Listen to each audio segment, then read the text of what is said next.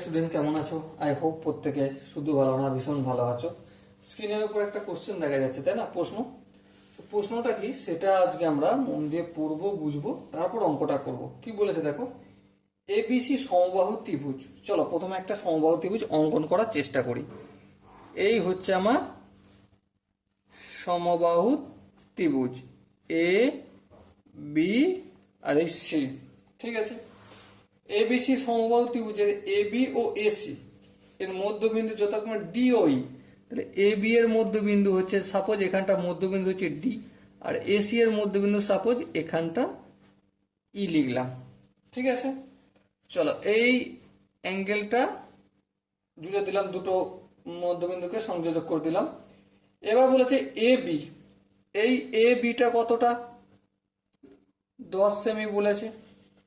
তাহলে ডিই কতটা সেটা আমাকে বলতে হবে। দেখো আমরা কি জানি, A B equal to BC equal to C A, তাই না? যেহেতু এটা সমবাহু ত্রিভুজ, কোশ্চেনই বলে দিচ্ছে। তাহলে বিসিটাও কত হবে? 10 সেমি। হ্যাঁ, এবারে ত্রিভুজের দুটো বাহুর মধ্যবিন্দু সংযোজক দা কতটা হয়? তৃতীয় বাহুটার অর্ধেক হয়। তাহলে তৃতীয় বাহুটা এখানে সি, সেটা হচ্ছে 10 সেমি। তাহলে এটা কত হবে? 5 cm হবে, তাই না? এটা হয়ে গেল। এবারে আরেকটা জিনিস বলেছে, যে কি জিজ্ঞাসা করেছে, যে এডিই মানে এই কোণটা কতটা। দেখো মুদ্রা কথা বলবো, এদিক ওদিকের কথা নয়। যখন এবি বাহুটা, বিসি বাহুটা, সিএ বাহুটা তিনটে বাহুই সমান, তার মানে এই কোণটাও যতটা, এই কোণটাও ততটা, এই কোণটাও ততটা। হ্যাঁ ঠিক। তাহলে 180 ডিগ্রি যদি হয়, তাহলে তিনটে কোণ কত ডিগ্রি করবে? 60 ডিগ্রি, 60 ডিগ্রি, আর এটা হবে 60 ডিগ্রি। ঠিক কিনা? হ্যাঁ ঠিক। এবার দেখো আসল গল্পটা কি, আমরা এই ডিই বাহুটা কতটা পেয়ে গেছি? 5 সেন্টিমিটার। আবার এ বি এর মধ্যবিন্দু ডি, তার মানে এডি যতটা ডিবি ততটা। হ্যাঁ ঠিক।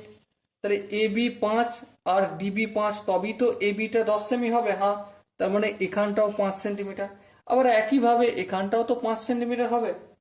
দেখো এখানেও এ ডিই এই ত্রিভুজটাও কি হয়ে গেছে? সমবাহু ত্রিভুজ হয়ে গেছে। হ্যাঁ, তার মানে এরও তিনটে কোণ 60 ডিগ্রি। হ্যাঁ, তার মানে এই কোণটা কত ডিগ্রি হবে? 60 ডিগ্রি হবে, আর এই কোণটা 60 ডিগ্রি হবে, আর এটা তো 60 ডিগ্রি ছিলই।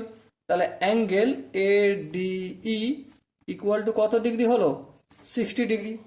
সো মাই ডিয়ার ওয়াটসন, এখানে যে চারটে অপশন আছে, চারটে অপশনের মধ্যে কোন অপশনটা ঠিক? Obviously option D. দেখো 5 সেন্টিমিটার কমা দিয়ে আছে 60 ডিগ্রি, ওটাই হবে আমাদের সঠিক আনসার। আই হোপ তোমরা এই কোশ্চেনের প্রতিটা স্টেপ বুঝতে পেরেছো। যদি কোনো স্টেপ বুঝতে অসুবিধা থাকে, ডাউট থাকে বা কনফিউশন থাকে, তার জন্য কি করতে হবে? কমেন্টে জানাতে হবে। ওকে, আর দেখা হচ্ছে পরবর্তী সেশনে। ততক্ষণ পর্যন্ত ভালো থেকো, সুস্থ থেকো এবং জয় হিন্দ।